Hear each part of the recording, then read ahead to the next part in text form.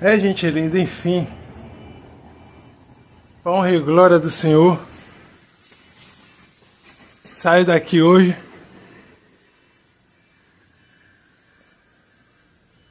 com a sensação de dever e missão cumprida.